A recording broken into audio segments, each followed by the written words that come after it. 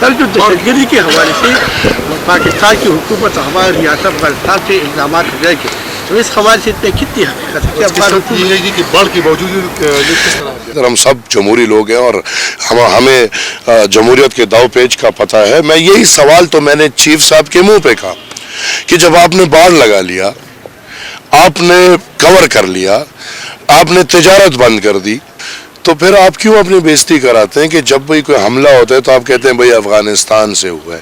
تو جب افغانستان سے ہوا ہے تو یہ تو بھائی آپ کی کوتاہی ہے. آپ کا بنیادی کام یہ ہے کہ اس وطن عزیز کی دفاع کرو. آپ کے تنخواہیں, آپ کو سارے مراد آپ کو اسی وجہ سے ملتے ہیں کہ آپ ہمیں باہر فارن اور انٹرنل تھریٹ سے بچاؤ. تو جب آپ اتنے کمزور ہو کہ افغانستان سے ہر حملے میں لوگ سب ملوث ہو کے آپ کے اوپر حملہ کرتے ہیں, تو پھر تو آپ میرے خیال میں دفاعی ادارے کو اب اپنی آپ کو ساکھ کو دیکھنا ہوگا کہ اب کیا ہو رہا ہے. عوام, ہم اور آپ اپنی دفاع کے لیے بندوق اٹھائیں, ہمیں کیا بتانا چاہ رہے ہیں یا نہیں. ہم آج بھی یہ تسلی رکھیں کہ دفاعی ادارے ہماری دفاع کر رہے ہیں. تو میں یہ سمجھتا ہوں کہ عوام یہ اعتماد کھو چکی ہے. ہم افغانستان کو کیوں بدنام کر رہے ہیں, ہم بارڈر اور باڑ کو کیوں بدنام کر رہے ہیں؟ کیا ہمیں نہیں پتا کہ یہ گندا کھیل کون کھیل رہے پچھلے 50 سال سے؟ کیا ہمیں نہیں پتا کہ یہ جو 40,000 دہشت گردوں کو لا کے یہاں پہ ریسیٹل کیا ہے, یہ کس نے کیا ہے؟ وہ جرنیل کون تھا, وہ کرنیل کون تھا؟ اور آج بھی صرف ڈرامہ ہے. فتنۃ الخوارج نام رکھ دو, ادھر سب کے آنکھوں میں مٹی ڈالو کہ ہم ختم کریں گے, ہم ختم کریں گے. کوئی آپریشن نہیں کسی طالب کے خلاف نہیں ہو رہا. بالکل, میں اس دن بھی میں نے بولا, آج میں پھر دہراتا ہوں کہ میں عوام کے بیچ میں ان سے سن رہا ہوں. 1 کلومیٹر کے فاصلے میں طالب اور فوجی کا وہ بیریئر لگا ہوا ہے. یہ کیا ہو رہا ہے؟ تو لہٰذا یہ تماشے ختم کرنے اور عوام کو پیار سے. ایک طرف 15% کی آبادی ہے جو دن بدن معاشی طور پہ ترقی کر رہی ہے, ارب پتی بن رہے ہیں, کھرب پتی بن رہے ہیں, ان کے پیرساز بن رہے ہیں, ان کے جزیرے بن رہے ہیں. لیکن جو 85% عوام ہے وہ دوسری طرف گر رہی. میرے خیال میں آج یہ ملک جس دورائے سے گزر رہا ہے, ہم مڈل کلاس کو ختم کر رہے ہیں اور اس کا بہت بڑا نقصان ہو کہ اگر آپ کا ایک کلاس طبقہ بالکل ختم ہو جائے اور یہ سارا طبقہ بدقسمتی سے یہ بھی نہیں کہ ان کو یہ اپرچونٹی ہے کہ یہ اپر کلاس پہ جائیں, نہیں, وہ اپرچونٹی بھی نہیں, یہ طبقہ ہم مجبوراً لوور کلاس پہ بھیج رہے ہیں. یہ بہت بڑا نقصان ہوگا, یہ بالکل نہیں ہونا چاہیے. یہ تنخواہوں میں اضافہ کیا, میرے خیال میں ہم سب جو اپنے آپ کو عوام کے خدمتگار کہتے ہیں, ان کو یہ ساری خدمت خصوصاً عوام کے لیے کرنی چاہیے, نہ کہ تنخواہوں کے لیے اور مراد کے لیے. میں آج بھی کہتا ہوں تمام مراد اور یہ سب کچھ ختم ہونے چاہیے. پولیٹیکل جو بھی لوگ ہیں, سیاستدان, صدر سے لے کے وزیر اعظم اور وزیر اعظم سے لے کے وزراء اور وزراء سے لے کے ممبران, ان کے یہ سب کچھ ختم ہونے چاہیے.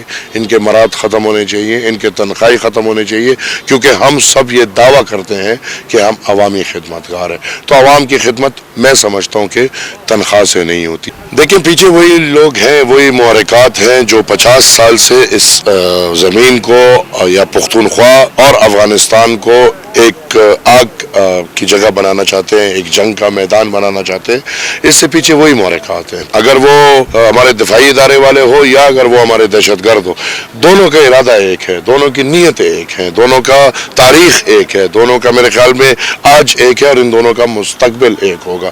کیونکہ میں سمجھتا ہوں اگر گھوڑا گھاس سے دوستی کرے گا تو کھائے گا کیا.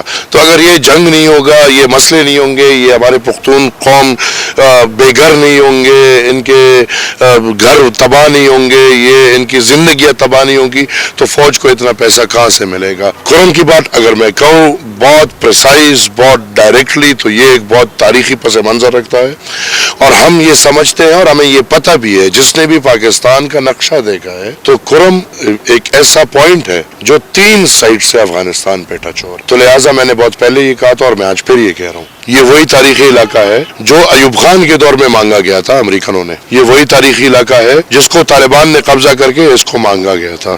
یہ وہی تاریخی علاقہ ہے جس کو امریکہ نے دوبارہ پھر سے ایک دفعہ مانگا تھا. یہ وہی تاریخی علاقہ ہے جس پہ آج بھی طالب, دفاعی ادارہ یا امریکہ, تینوں مل کے کوشش کر رہے ہیں کہ ادھر سے عوام کو خالی کر کے اس کو ایک لانچنگ پیڈ بنائیں لڑائی کا. جنگ کا ایک لانچنگ پیڈ بنائے. اور آج میں سمجھ رہا ہوں کہ پاکستان اس جگہ پہ پہنچ گیا ہے کہ اعلان کر دیا 4 گاؤں خالی کر دو. یہ ان کے عجیب اعلانات ہے. بھئی آپ اعلان کرو گے تو چور بیٹھے گا کیا؟ سب سے پہلے تو وہ بھاگے گا. لیکن چلو علاقے خالی کریں. جیسے اس دن ہم نے دیکھا کہ 600 کلومیٹر اسکوائر چلغوزی کا باغ ہے لیکن اس میں انسان کا بچہ نہیں رہتا, تو وزیرستان کو خالی کر دیا اس لیے انسان کا بچہ نہیں رہتا. تو آج کرم بھی خالی ہو رہا ہے. اور میں یہ سمجھتا ہوں کہ ادھر ایک میزائل لانچنگ پیڈ بنایا جا رہا ہے جو امریکہ کا ہی ہوگا لیکن پاکستان کہے گا کہ میرا ہے. تو لہٰذا کرم کا سارا جو مسئلہ ہے یہ ایک منصوبہ ہے اور اس منصوبے کے تحت یہ ہو رہا ہے. 26ویں آئینی ترمیم کے حق میں ہم نے ووٹ دیا ہے, لیکن 26ویں آئینی ترمیم کے بعد جو حرکات ابھی ہوئے ہیں یہ میرے خیال میں نامناسب ہیں. یہ بالکل نہیں ہونے چاہیے. آپ نے تو عدلیہ کو تباہ و برباد کر دیا. آپ نے تو اسلام آباد ہائی کورٹ کو بالخصوص تباہ و برباد کر دیا. ایک جج کو لا کے لاہور سے اپنے چہیتے جج کو لا کے ادھر چیف جسٹس بنا دیا. یہ آپ کرنا کیا چاہ رہے ہیں؟ لہٰذا میں سمجھتا ہوں کہ 26ویں آئینی ترمیم ایک وقت کی ضرورت تھی, لیکن اب اس کی آڑ میں غلط حرکتیں کرنا نامناسب ہے اور انشاءاللہ ہم اس کو نہ مانیں گے, نہ ماننے کے لیے تیار ہیں. یہ حکمران نہیں ہے, یہ غلام ہے. اور جب تک آقا نے اس غلام کو چنا ہے تو شہباز شریف سے اچھا غلام ان کو نہیں مل سکتا. وزیر اعظم کے گھر میں شاید مہنگائی کم ہو گئی ہوگی, باقی پاکستان تو رول رہا ہے, تباہ ہو رہا ہے.